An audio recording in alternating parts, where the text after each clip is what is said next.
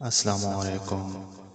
شروع اللہ کے نام سے جو نہایت مہربان اور رحم کرنے والا ہے۔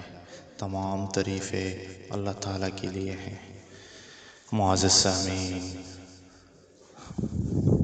میں ہوں ہارون خان اور آپ مجھے سن رہے ہیں HK وائس اسٹوری سے۔ معزز سامعین، آپ لوگوں سے گزارش ہے کہ جو میرے چینل پر نئے ہیں میرے چینل کو سبسکرائب کریں اور بیل آئیکن کو دبا کے آل پہ کریں تاکہ میرے ہر آنے والی نئی ویڈیو کا نوٹیفیکیشن آپ لوگوں کو بآسانی پہنچ سکے۔ آئیے ناظرین، چلتے ہیں ایک نئی اسلامک سٹوری کی طرف۔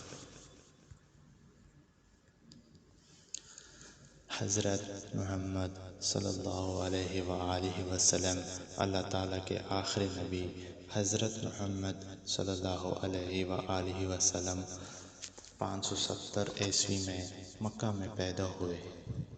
آپ کے قبیلے کا نام قریش تھا۔ آپ صلی اللہ علیہ وآلہ وسلم کے والدہ کا نام حضرت آمنہ اور والد کا نام حضرت عبداللہ تھا۔ آپ صلی اللہ علیہ وآلہ وسلم کے والد آپ صلی اللہ علیہ وآلہ وسلم کی پیدائش سے چند ہفتے پہلے وفات پا گئے تھے۔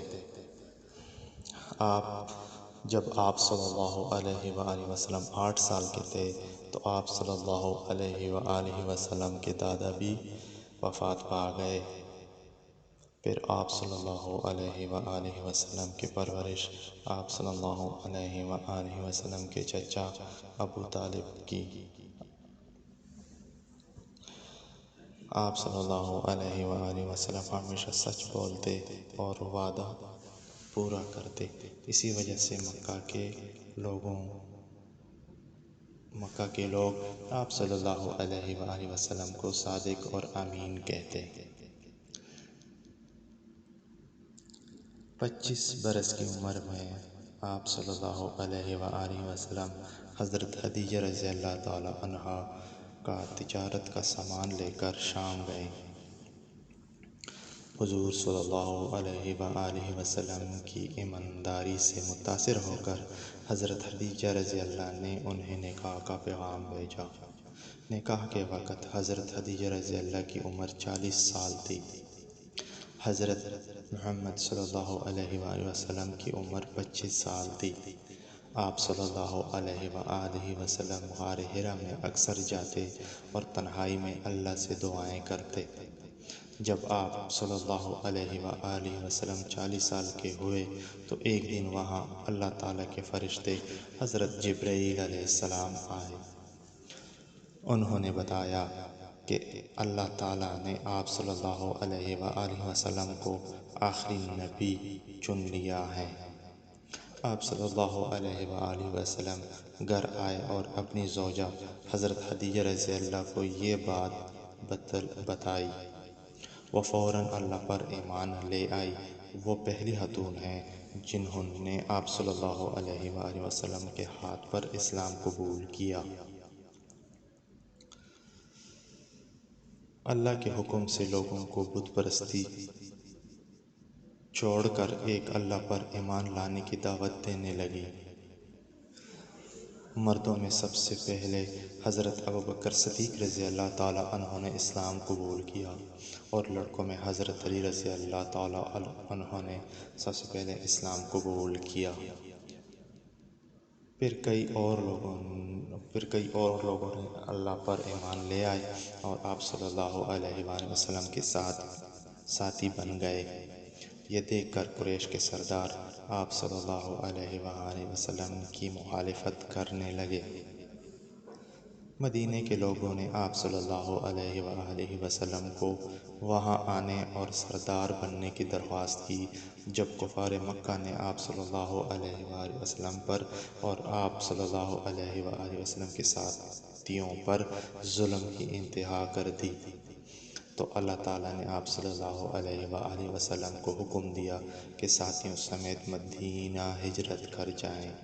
یوں آپ صلی اللہ علیہ وآلہ وسلم مدینہ کی طرف روانہ ہوئے۔ کافر مکہ آپ صلی اللہ علیہ وآلہ وسلم کو پکڑنے کے لیے نکلے۔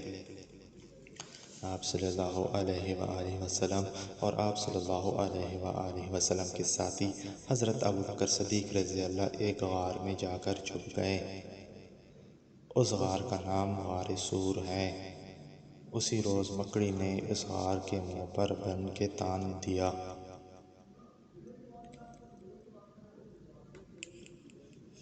جب دشمن وہاں پہنچے تو انہوں نے سوچا غار کے اندر کوئی نہیں گیا ہوگا ورنہ جالا ٹوٹ جاتا۔ وہاں واپس لوٹ گئے۔